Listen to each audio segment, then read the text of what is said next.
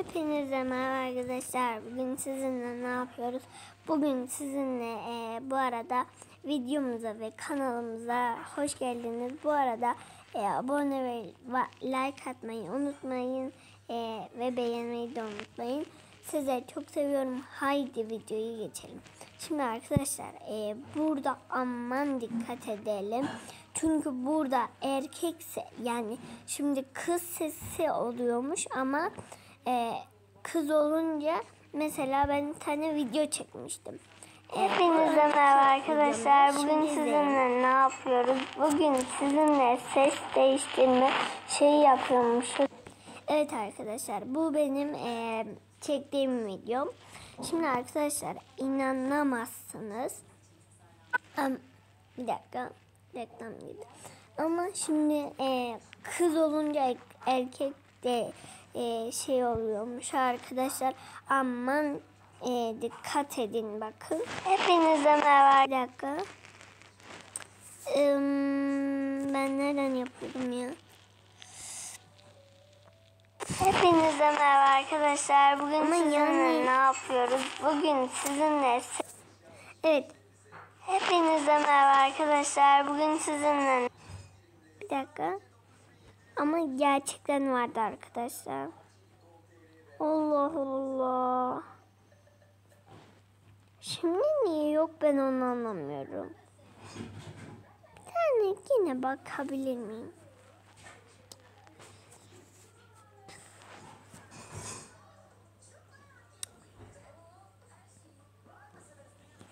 Yok arkadaşlar ama gerçekten yani bakın şurada ses değiştirme şeyi var diyor. Şimdi sonrakine basalım. Hepinize merhaba arkadaşlar. Bugün sizinle. Bu benim normal sesim. Bebek sesini deneyelim bakalım. Ne yapıyoruz? Bugün sizinle ses değiştirme. Evet arkadaşlar, bu da benim bebek sesimde. Ama adamınkini görmeniz lazım arkadaşlar. Aman burada dikkat edin. Bakın bu benim erkek sesim. Yapıyormuşuz ama bu arada kanalımıza ve videomuza hoş geldiniz. Gördünüz mü arkadaşlar? Lütfen dikkat edin. Bakın bu erkek sesi. Ve yaşlıya geçelim bakın o nasılmış. Yaşlı adam diyor. Ama yani gördünüz mü arkadaşlar?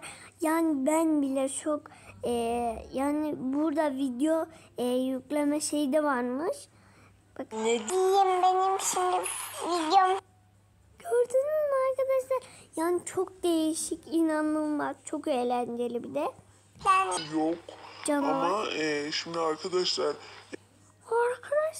Şurada bir yerde falan videom falan olacak kesinlikle. Mesela şimdi mesela YouTube'da falan kaydediliyor ya, onda falan yani ben adamınkine şok oldum. Bakın baştan sona kadar dinleyelim bakalım.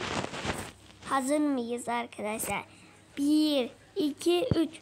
Hepinize merhaba arkadaşlar. Bugün sizinle ne yapıyoruz? Bugün sizinle ses değiştirme şeyi yapıyormuşuz. Ama bu arada kanalımıza ve videomuza hoş geldiniz.